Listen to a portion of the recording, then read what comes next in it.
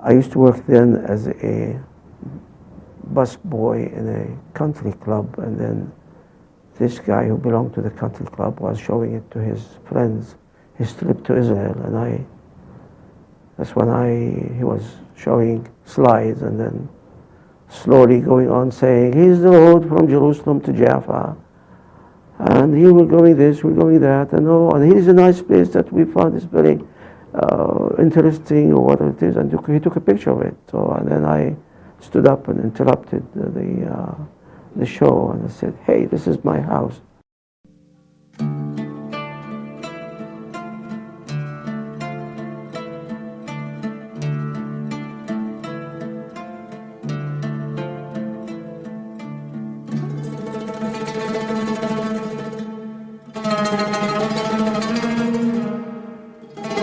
The only recollection of that period was a happy-go-lucky period where we just roam around on the mountains and in the fields, get dirty, come back, get a beating, forced to wash, go to bed.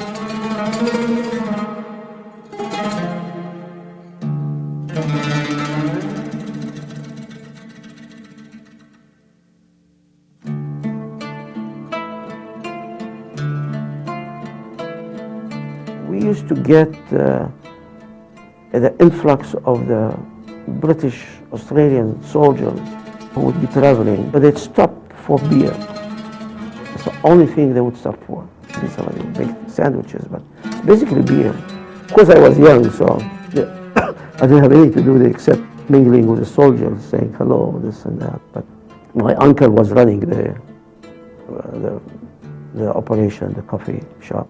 My father was too religious, and he would refuse to sell beer, so they would not put him in charge during the times when the army would stop. He would sell sandwiches and fry eggs, that's all.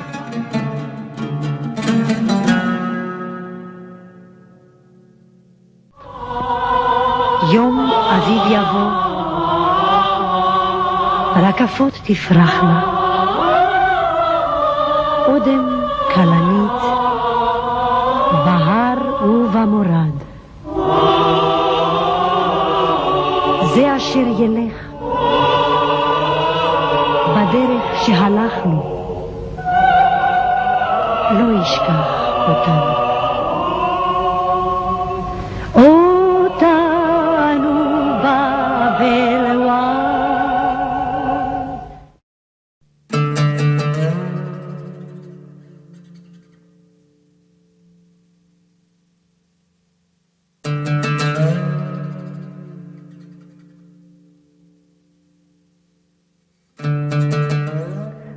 I knew the location, of course, and that's kilometer 24 on Highway 1 between Jerusalem and Jaffa.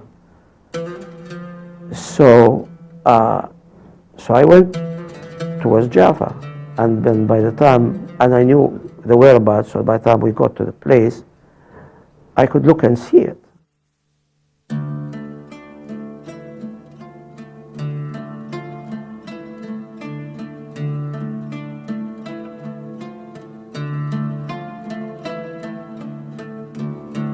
And across from the house was a gas station. There still is.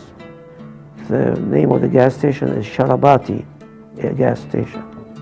So when I went into the gas station to ask the attendant about the house, when he told him about it, he said, he recognized that I was from the same family. He said, because we know the house belongs to the Koteni family.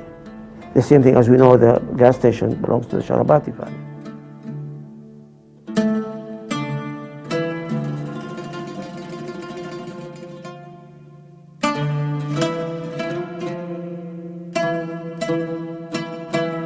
So he said, you just jump over the barrier and then go to the other side, which of course, as he realized that I could not do it. So he went with me and to the barrier, carried me over, plunked me on the other side, jumped over, waited for the traffic to slow, and rushed me into the other side. And that's where I got the picture. at least he, of all people whom I never knew in my life, never saw in my life, figured out that this house belongs to my family.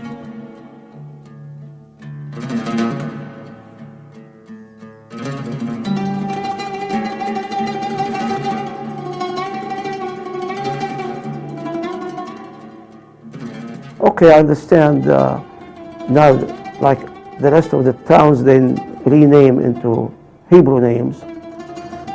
But the same thing goes for this one. They call it Shaar Hagai, and until I met you or somebody else who said Shaar Hagai, is al-Wad. So now I know 2 words in Hebrew.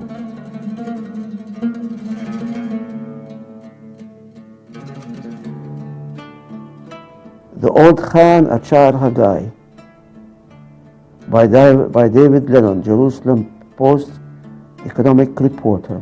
This guy, Dr. Yerushalmi's grandfather, held a concession from the Ottoman rulers to run the inn in the last century.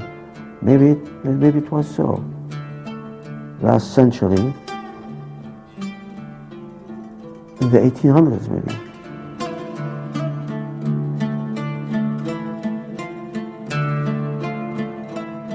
According to my uncle, it says in 1874, my grandfather, that's the grandfather of my uncle, so it's my great-great-grandfather, bought 1,000 dirhams from the inhabitants of Deir Ayub, a village close by, and built a house just behind the present Khan. This property is registered in a Turkish Kushan bearing number 14 and dated the year 1294 Hijra.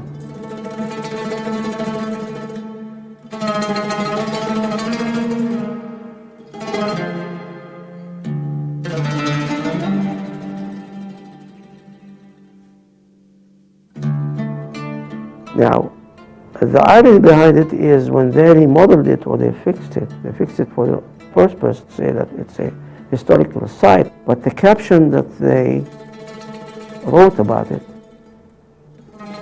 is faulty, is not correct, you know.